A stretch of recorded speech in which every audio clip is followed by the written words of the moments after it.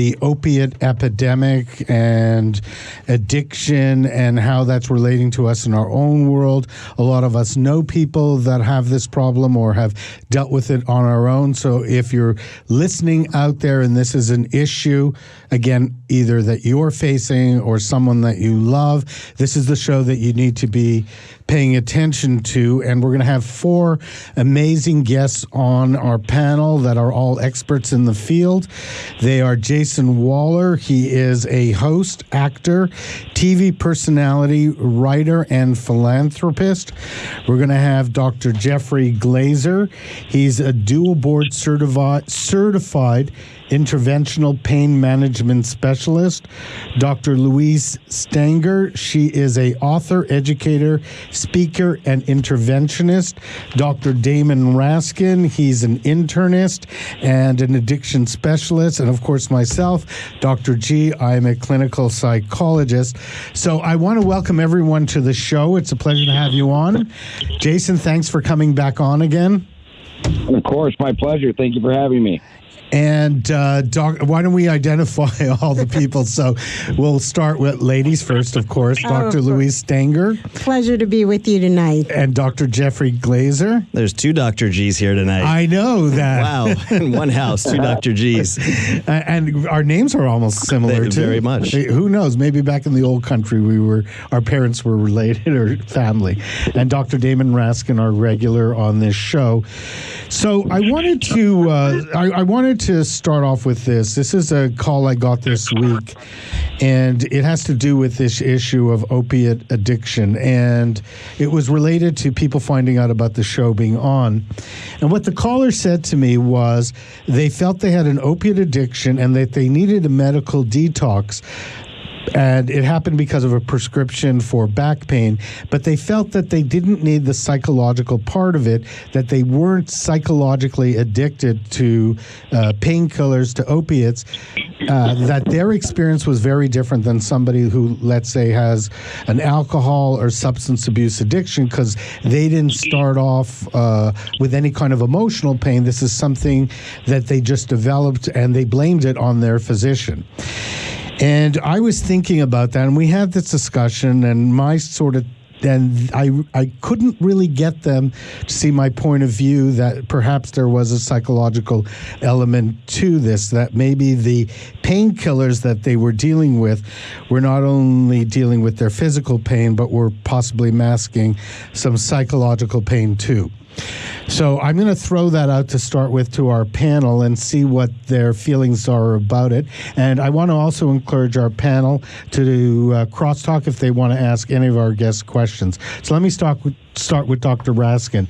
So when you're dealing with an issue of opiate addiction, do you think there's a psychological element to it also? Oh, I absolutely do. I mean, when someone is using opiates on a regular basis, their body does become physically dependent, and it happens fairly quickly for some patients, sometimes after just a few doses, sometimes after a week or 2. And dependence just means that when you stop using the drug, your body goes into withdrawals, physical symptoms, whether it's muscle pains, whether it's irritability, bony aches, these types of symptoms. Now, usually these patients who are using it for longer than that, though, become psychologically dependent. There is some pleasure that comes with the opiates in addition to the pain relief, and I do believe with all my heart that there is a psychological component along with the physical component, Howard. And I'm going to ask Louise the same question as an expert interventionist and clinician. What are your thoughts on what I just presented? Okay, most definitely people change when they become addicted physiologically and psychologically to opioids. You'll notice that in the way that who they hang out with. People, places, things, thoughts, feelings, and actions is the way we take a look at it. The people that they are with rapidly change. They are now drug seeking. They are either doing it illicitly or through their physician. The places they'll go, they will isolate. They won't get out of bed. They also have jeopardy in terms of work. And so everything changes. And yes, there is this craving that they have, which goes beyond physiological. So it's a psychological craving that develops. So the other Dr. G, let me ask you your opinion about this, and then we'll get to Jason. Well, the psychological and the physical component of this go hand in hand. And it's one of the most difficult things to address with a patient. I treat disorders that cause pain, primarily spine-mediated disorders, with minimally invasive treatments to improve a patient's life and improve their quality of life. And sometimes part of the treatment plan is opioids, but by the time they reach me, they're often dependent, as Dr. Raskin was alluding to, and sometimes even addicted. Dependence being you have the physical withdrawals if you stop taking the medication, even after just a week or 10 days, or sometimes just a few days. And the addiction component is, you're stealing it out of a friend's purse, or you're looking in people's medicine cabinets. And it's a really hard subject as a medical doctor who's not a psychologist or a psychiatrist to bring up with a patient that perhaps they have a psychological issue. And a lot of times there's anger associated with that, and it's not something they want to discuss, and perhaps won't even return again because they're so upset by the suggestion there's something wrong with them psychologically. But you know what? Sometimes it's worth saying something and not having them return, because maybe they need to hear that, and hopefully they'll be able to respond at some point in their life. That's been my experience with it. Jason, I'm wondering what your feelings are about what we just talked about. I couldn't agree with all of you more. You guys hit the nail right on the head. And in your personal experience, whether it's with yourself or anyone you've dealt with in sobriety, have you seen this kind of issue that people kind of negotiate around opiate addiction a little bit differently than some other addictions like alcohol or other substances like? The opiates I've seen it seems like a much deeper sense of denial. I agree. Thank you. That's what I've been trying to say.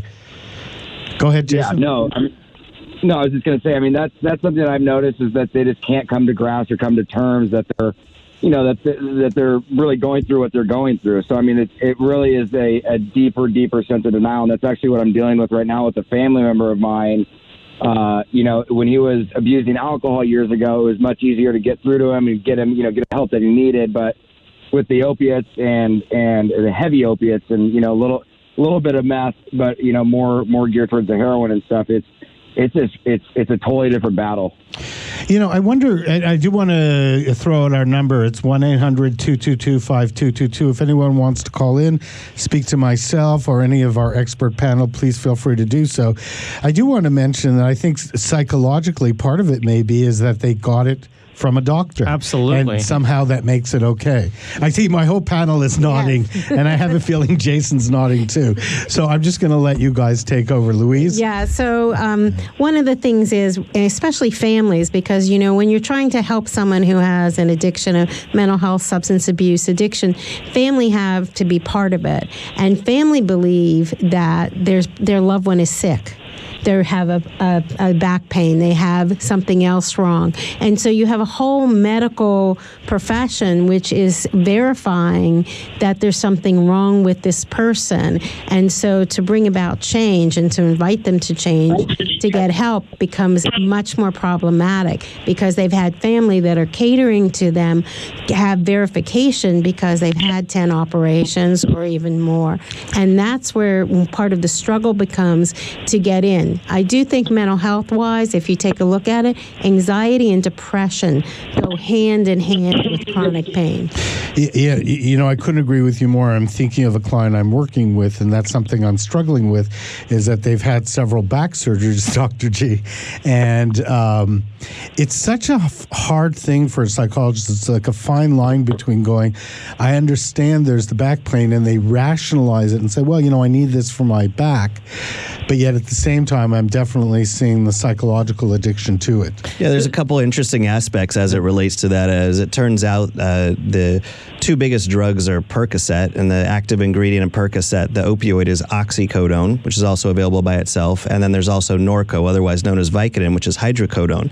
And interestingly, the United States makes up less than 5% of the world's population, but we consume more than 99% of those substances. And the rest of the world seems to be doing okay without them. And the Journal of the American Medical Association earlier this year, a big article came out that really made it quite clear that those medications are no better than Advil and Tylenol with regards to providing pain relief, and in some cases even worse because patients habituate, which means they become used to them and they require higher and higher dosages to achieve the same euphoria that Dr. Raskin was actually talking about. Right, and I can't agree with you more. It's amazing that what I find, I have sometimes patients that come to me and they're on 12, 15, 20 pills a day of hydrocodone or oxycodone, and they're saying that they still have significant pain and they want something more, they want something stronger. And the truth is that I have to get them off of these drugs to get a baseline of what their pain really is, because they don't even know what their pain is like without these medications. And also, these medications change your pain receptors so much that these receptors get adapted to this medicine, and they get confused. They can't even respond to the medication. And worse yet is the concept of hyperalgesia. The more they take, the more pain they have. You're pretty public about your own journey. If you could share a little bit of that as far as your journey with sobriety, and what do you think are some of the most important issues people need to deal with in order to try to stay sober? Well, I mean, that's a great question. I think the first thing that I would allude to is being honest and being honest with yourself. That's something that is the key factor. But also, establishing a solid foundation, establishing a solid fellowship, and then, being of service is the key components to that. And, for me, it comes down to routine too. I mean, every morning I wake up, I do my morning meditation, I do my prayer. I do a gratitude list with my wife. I go to the gym and I hit my meeting, and I don't steer away from that. And it's just truly incredible when you actually stay in that routine and do a daily reprieve and reflect on your day and achieve for the next day to do better. You reap the rewards from it. I think that's great advice, and I want our listeners to hear that. What I understand you're saying is you've created this powerful structure for yourself, and you connect to it, and that structure gives you a sense of continuity and sort of a deepening of your process. Exactly. I wanted to say also that having great people around you that you said is so important for people. So people like our panel, it's so important to be able to have a good relationship with your doctor. I know that one of the issues I've heard Dr. Raskin say many times, and I'm sure Dr. Glaser can relate to this, is people just don't want to sometimes talk to you about what's going on, and it's hard sometimes to get them to open up. I'm wondering, Dr. Glaser, do you ever have that experience where you sense that there's an issue and they're reluctant to, I don't know, out of shame or embarrassment, talk to you about what their issues are around the opiates? Oh, absolutely. On a daily basis, this is an issue with patients, and they come in and they're in pain. And I literally have patients say to me, "You're a pain management doctor, right?" I say, "Yes, I'm a pain management doctor. Your job is to prescribe me opioids." They tell me what my job is. You're just going to let me leave here today without anything, right? And so they don't want to talk about the real issues. They just want to come in and get a prescription, which is not what I do. I'm a minimally invasive interventionalist. When they're indicated, they're indicated, and Dr. Raskin and I know that there are many times when they're indicated for the short term, but we have to be very careful. That's right. And I'm wondering, Dr. Raskin, how do you address this issue in your practice? Because it's important for our listeners to hear how a lot of medical professionals, what they think about this issue. Well, sure. I mean, I like to develop that relationship with patients where we can talk openly and freely, but yet I still have to trust and verify, right? So I still have to have patients give me urine so I can see what they're using. I still have to check what's called a cures report to find out if they're doctor shopping, if they're getting their drugs from other doctors throughout the state of California. And then I also want to hear from them. What are they taking? What are they doing? I ask them sometimes to bring their pill bottles and count how many are left when there's supposed to be, 9 left and there's only 2 left, or they're asking for their prescriptions early. We need to find out why and where they're going, and are they selling it, or are they using more than they're supposed to? So these are the kinds of things that go on in my practice. And for the listeners, nobody's immune. It doesn't matter how rich, how poor, where you're from, what race, what religion. Everyone thinks that they're not going to be addicted or dependent. And Louise brought up a great issue, too, this idea of anxiety and depression, that underneath it all, there could be a baseline of that. And I ask my panel, sometimes, and I know it's really hard to tear it apart, but sometimes it's hard to know if it's the medication directly causing the depression or the anxiety. I always think that it's both. But a lot of times what I want to say to our listeners is that you have to get sober long enough to be able to figure out what's going on. I've had patients that once they get sober, we, after a while, come to the determination that there could be an issue of bipolar illness. Yeah. So I want to, we have a caller. Her name is Carol. She's from L.A. Her question is, I'm going to ask our docs to respond to this. She took anti-inflammatory for a year. When she stopped, back hurt more. What happened? So first of all, let me welcome Carol to the show. Carol, welcome to the show. Are you there, Carol? Hello? Hello. Hi, Carol. Welcome to the show. Thank you. Well, I'm a physician myself, and what I couldn't understand is I still have numb feet. I still have damage. I took it for a year, and everything hurt all the time. And I thought, it's not good for your heart, so I'm just going to bite the bullet and live my life. If I have to live with chronic pain, I'll do it. I didn't think I was going to do any damage. And when I stopped taking it, it was meloxicam, 7.5, a little dose. It hurt more, and I thought, why would it hurt more? You're mentioning receptor sites. And then what I couldn't understand is all the pain went away after about 2 months after I stopped it. So I'm going to let Dr. Glaser and Dr. Raskin, our medical experts, address this. So, Dr. Glaser? Well, it's... hi, nice to meet you, Carol. Nice, thanks for calling in. So the issue with the back pain, back pain, as you know, as a physician, is multifactorial. There could be many causes for both the back pain and the lower extremity symptoms that you have that sound like neuropathic or perhaps related to chronic nerve damage. And certainly, when you stop taking a medication such as meloxicam, otherwise known as Mobic, your pain can rebound and can increase. As to why it went away a few months later, that's really difficult to say without fully evaluating you. It's possible that the issue that was causing the pain resolved. It's also possible that you had burnout of the neuropathic symptoms, depending on where you were in the cycle with regards to potential nerve damage from a previous injury, whether you're diabetic or you have other things going on that could also be causing the pain. So it would be something that would be best evaluated on an individual basis. So it's really hard to say. And Dr. Raskin, can you address the question? It's hard to say why it went away, but maybe you did something that was good for you, like maybe you did some exercise or physical therapy, or maybe you stopped thinking about it so much. Sometimes when your mind is busy at work, I have a lot of patients that say that their pain is fine during the day when they're working, and then they go home and they're just kind of by themselves, and then their pain increases. So sometimes it's a matter of if you're thinking about it or not. So there's a lot of reasons why your pain could have gone away. Carol, I hope we answered your question to the best of our ability, and I wanted to thank you for calling in.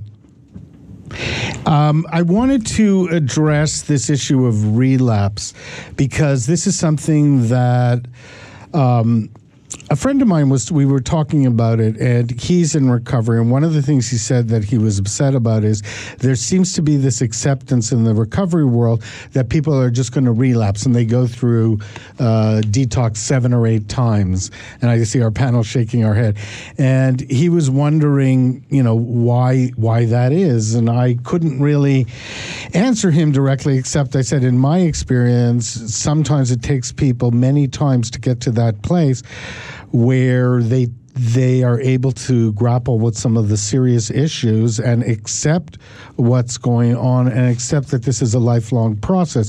I've had patients sometimes, as I say, haven't gotten to the first step after the third detox because they still don't think they have a problem or they negotiate around it. So lots of our panel saying yes. I want to hear what Jason has to say about this too. So why don't we start with Jason? What are your feelings around relapse and the struggles that people face? And okay, so we'll come back to Jason because we're not hearing him right now.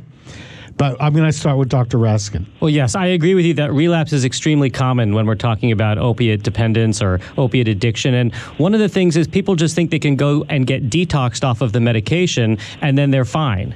And what the truth is that they have not actually gotten to the root of why they became addicted in the first place. So unless they can get to the root of that and work on those psychological issues, and there are also medications, it's called medication-assisted therapy. So there are some medications that can also help prevent prevent relapse as long as that's part of a comprehensive program where they're doing the psychological work and doing the things that Jason said earlier, like the meetings and the meditation and the therapy. As long as they're doing that and they're seeing a medical professional like myself or Dr. Glaser who can actually help with some medication-assisted therapy, that combination can help prevent relapse, but it's still very, very common.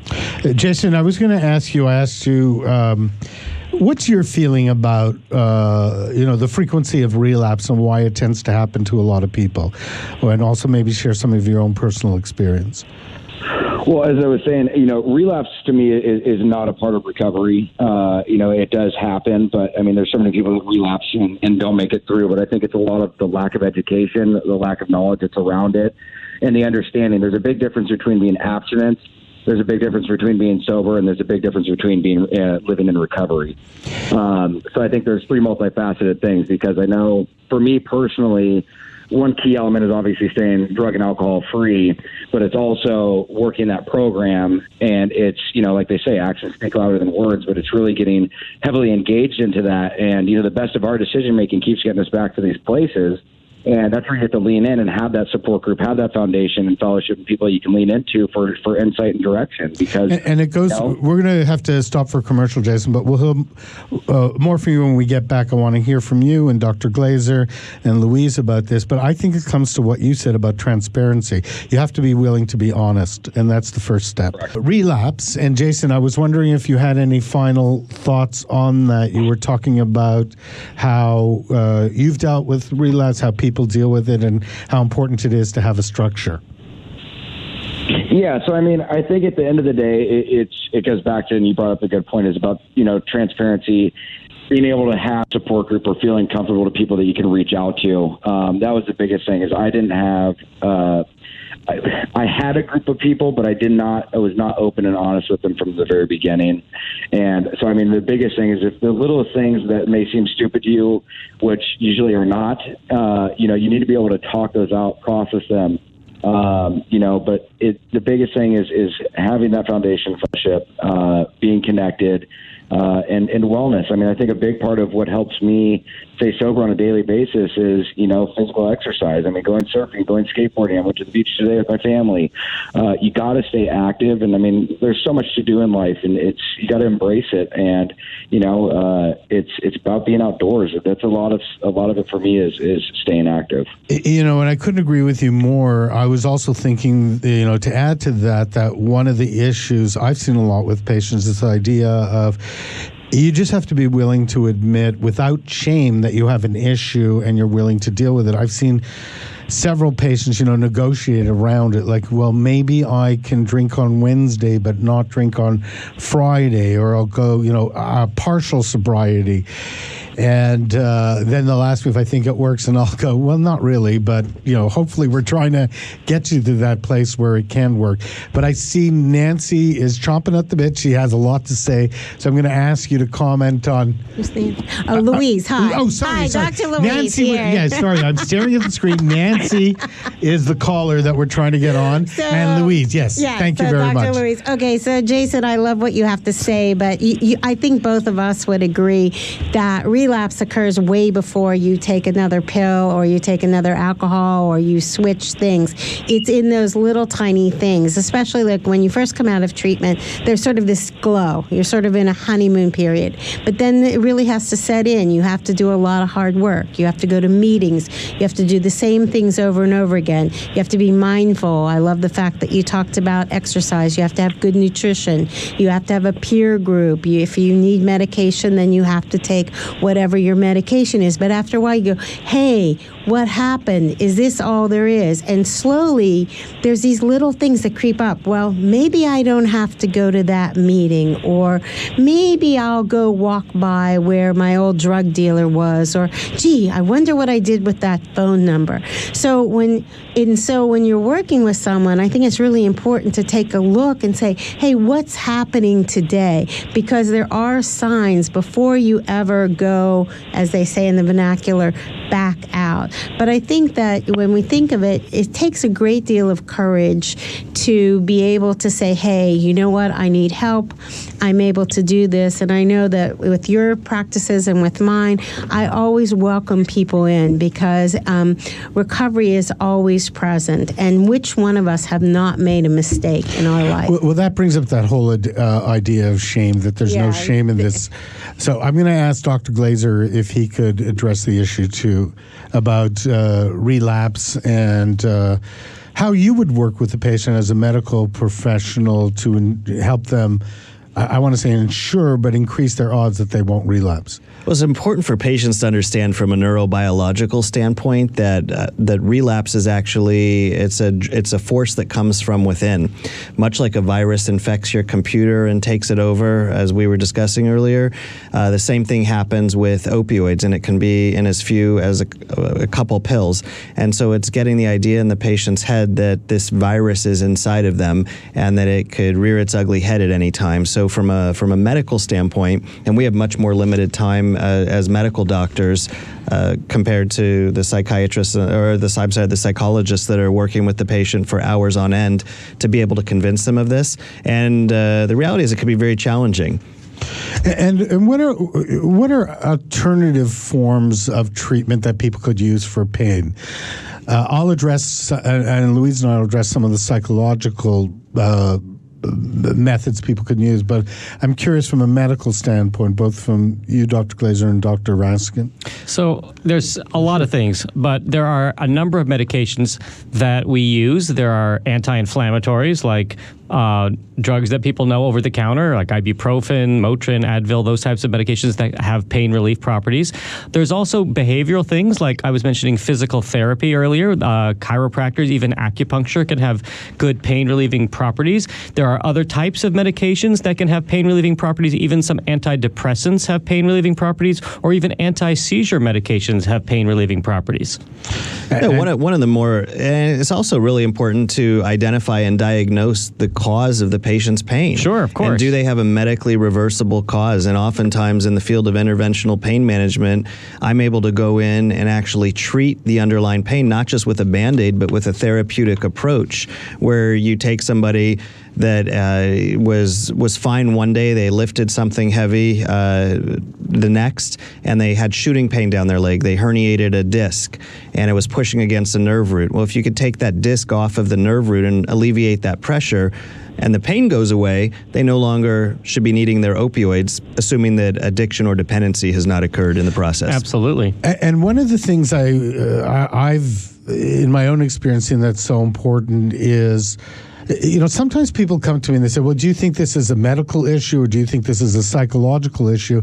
And I like to take the approach where I say, well, what about if it was all of it? Mm-hmm. That we have to form a treatment that addresses all these type of issues at the same time, because it's hard to know what, without having, let's say, the value, I think, of one of the values of going to a group or like a 12-step group is that attachment, that people tend to isolate when they get depressed. And if the depression is being caused medically or psychologically, all of it, just forming those attachments, those relationships, as Jason said, that community, that fellowship is so important in their treatment. So what I want to say to our audience is that you shouldn't necessarily look at this as a one way of doing things, but as if you're facing this kind of issue, to listen to what we're all saying and try to find the right approach that works for you on many different levels. And I'll ask Louise to address this too. Yeah, no, and I wholeheartedly agree with you. I think that there are some proven methods that really can be helpful. Mindfulness has been proven to be very effective with chronic pain.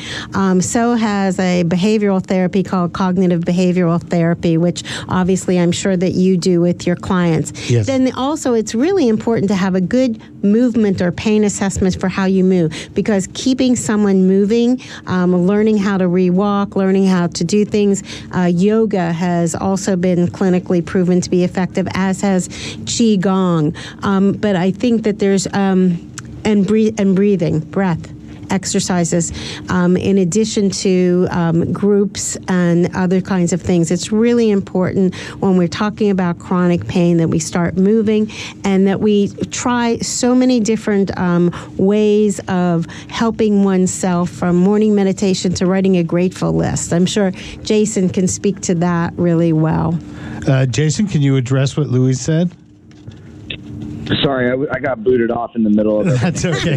We're having a bit of technical problems. I see calls coming in and out. I'm not quite sure what's going on, but the question that Louise asked. Well, Louise, why don't you ask the question? Jason, I was saying that, with chronic pain, some of the things that really work are writing a grateful list every day, and I'm sure you do that. Mindfulness, breathing exercises. I love the fact that you exercise. And, for me, Soul Cycle is my addiction, as well as surfing. These probably are some of the things that you do on a daily basis to become ritual, in addition to working a 12-step program, having peer support. Yeah, and that's really what it comes down to is for me it is the mindfulness. I mean, being in the present moment. That's something I used to always struggle with, is future tripping. I think that's what a lot alluded to my personal struggles too, is instead of just living in the moment, because if you live right in this very moment, you can't have a problem. And that's something that I had a really hard time on grasping. But just being cognitive, being present around this, and like I said, my attitude today is every day I'm constantly thinking of how I can do something nice for somebody and don't get caught. I mean, it is my whole Louise, are the two of you, are you a surfer too, Louise? Actually, the little known fact is we helped start a surfing school in San Diego. No kidding. Jason and Louise are both surfers. No, I'm a avid fan at this point. Girl. Yeah, exactly. I think what you guys are saying, which is so important, is that you have to find some activity that has some sort of meaning to you that you can really connect to. And one of the things that when I'm working with patients, and I know Dr.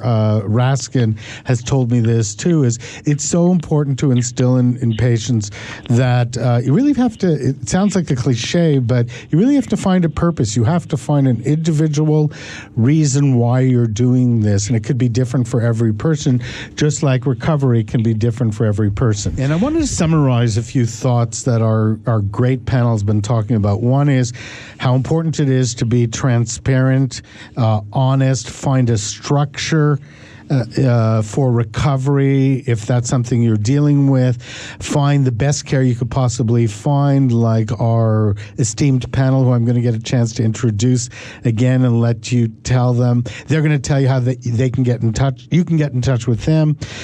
But it's really a team effort, and you can't think that you're going to do this by yourself. This is, you wouldn't do a lot of stuff on your own, and so there's a lot of people out there that are really trained that can help you find recovery. And this idea of shame that I experience so many times when I deal with patients, that somehow there's this feeling of, this shouldn't have happened to them, but it did. And what I want to say, that if it did, you need to be honest with yourself, as Jason said, be transparent and find the help that you're going to need. So I want to go around to our panel. So Dr. Raskin, if someone came to you, they had an opiate addiction, how would you deal with them? And also let them know how they can get in touch with you. Sure. So it's two questions at the same time. Sure. Well, the easy one is that I'm in private practice. My office is located in Pacific Palisades, California. I have a website. It's damonraskinmd.com, and I'm more than happy to have anyone call and come in, and I take insurance and all that good stuff. But if someone comes in with an opiate issue, first I want to talk to them about where we should help them. And there's different settings. As you know, you and I have started a program called Concierge Detox LA, where we can actually bring a whole rehab to someone's home, and that's really for the person who doesn't want to go to a rehab, but really needs a lot more than just an outpatient type program. There are some patients that, either can't afford that or can't afford other types of rehab, so they need to do it outpatient. So that's obviously some part of it, but it's not just me. As you were saying, it's a team approach. So I often will take the assessment, do a good history and physical, medical exam, blood tests, etc. And then I put together a medical detox where I help them detox comfortably. A lot of people are afraid to even come to the doctor because they're so scared about the pain of getting off of the medications. Well, I can tell you the truth is that although it's not, peaches and cream, there are medications that can make people feel extremely comfortable now getting off of opiates. And so it's not as scary as some people imagine. And then once that process takes place, it's really the rest of it. It's the psychological aspect. It's going to the meetings. It's getting a sponsor. It's doing the work that everyone here has talked about. And the medical aspect then continues with relapse prevention medications, perhaps. And thank you very much for that. And I wanted to ask Louise if you can share some of your thoughts, and also if people wanted to get in touch with you, how could they do so? So I have a little bit different perspective. Families call me when their hearts are breaking, when they don't know what to do with their loved one, when they've had the 10 operations, they have done absolutely everything, and they just are at their wits' end. And so my job is really to do a really good job of learning about this client that we can send for medical detox, or we can put in concierge service, learning everything, doing a complete biopsychosocial, and figuring out a way that we can invite this person who's really feeling awful and terrible about themselves. And the family, at this point, they've done the best that they can do, but they need other strategies because they're also part of the problem. So my job is helping people find a solution, invite them to change, inspire them, and help them find healers, helpers, a multimodal team such as what you and Dr. Raskin do, or a treatment center across the country, because I'm totally independent, help them get the help that they need and put together a team.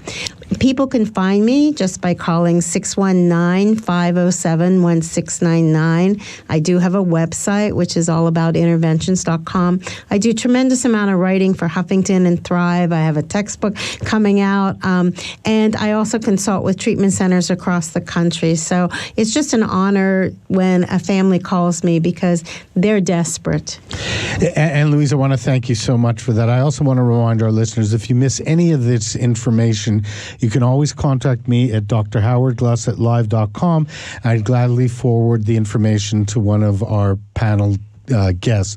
So, Dr. Glaser, if you could sort of give your opinion about some of the best ways someone can deal with an opiate addiction, and also if people wanted to get in touch with you, how could they do so? So 80% of people at some time in their life are going to have a major episode of back pain, and opioid addiction oftentimes starts when patients have an episode of back pain and are prescribed opioids. And they end up coming to me for treatment of the back pain and what's known as sciatica or neck pain, pain radiating down an arm, pain radiating down a leg.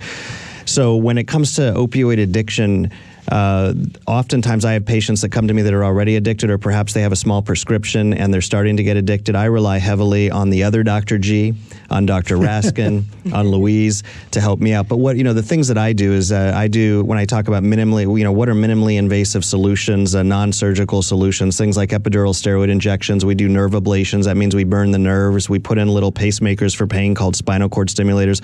All of these fantastic alternatives to surgery, which is rarely, truly, quote unquote, needed. How do you get in touch with me? I'm in Encino. I'm in private practice.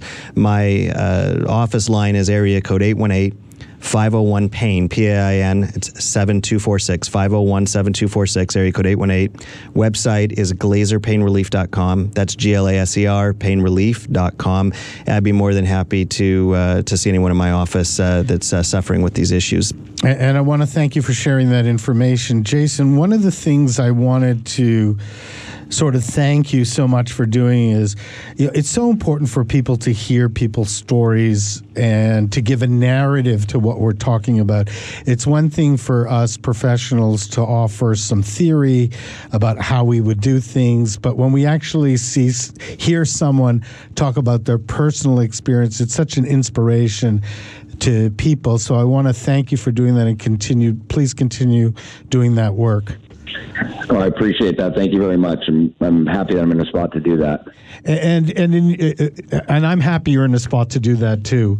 So in your feeling, we've talked about it before, but I was wondering if you can reiterate, if someone's dealing with some sort of addiction, what do you think? What would be one of the first things you would say to them in trying to inspire them to go into recovery? Well, I appreciate everybody had such good insight and such good feedback, and I think for me it's different. For me personally, when somebody approaches me, what I do is I become very vulnerable and express humility, and I actually share my story with them to establish trust and credibility as well. But just to let them know that they're not alone, and like I said, I tell them I'm an open book with stuff, and that usually allows me the opportunity to connect with people pretty quickly. And thank God I'm around. But I mean, I've gone through so much stuff that I shouldn't be here. And I think Dr. Drew told me this is best was. Some people have old souls, and you said I've lived one, and I really just take my personal experiences and try to relate them to people, and it actually works to my benefit. And I think it works to all of our benefits. So again, I want to thank you for that. We have 3 minutes left, so I'm going to go quickly around our panel. I want to make sure that when you leave, you don't turn to me and say, I wish I had time to say that on the show. So I'm going to start with Dr. Glaser. Is there a final thought that you'd like to leave our audience with? The final thought is that treatment of pain starts with the diagnosis. And the treatment is going to be multifaceted with help from a lot of different people. It's not just one doctor that helps someone through their pain or through their opioid addiction, and oftentimes pain and opioid addiction go hand in hand. So it's a team approach, multifaceted team approach. And Louise? Well, I'd like to let the listeners know that there is help available. 2, they're not alone. 3, I don't want them to become one of these statistics. We have 155 people who die daily, according to the CDC, from an opioid overdose. Make sure if you're having an operation or you need dental work to go and talk to your doctor. Talk to him about what the prescriptions, what the alternatives are to be used. You don't need to become a statistic, and that there is help available. And what you can hear is that obviously doctors are there and would love to hear what you have to say, as you can see by our panel. Dr. Raskin, a final thought? I also agree with Louise that I like to end with a message of hope, that there is hope for anyone who has an opiate addiction, and I agree with you. Now, opiate overdoses have overshadowed traffic accidents as the leading cause of death in young people, so we have to do something. And, I'm hopeful and optimistic that medical science is going to have breakthroughs with pain medication. We're going to come out with non-addictive, powerful medicines to help with pain that don't cause addiction. And I can't wait for that day. But for now, I just want to offer hope to those people who have an addiction. Seek help however you can, but there are people there to help you. And I want to add a very quick final thought that there's no shame. This is something I experience a lot. There's no shame in looking for help, that all of us need it at all points in our life. And if it takes a lot of courage to go out there and try to change your life. So hopefully with our panel, we've been able to inspire you. If you're out there and you're struggling with an addiction, please go out and get the help that you need. Obviously, you can see there's a lot of help out there. I'm Dr. G. We'll be back next week. If you want to call me with any questions, the number is 1-800-222-5222.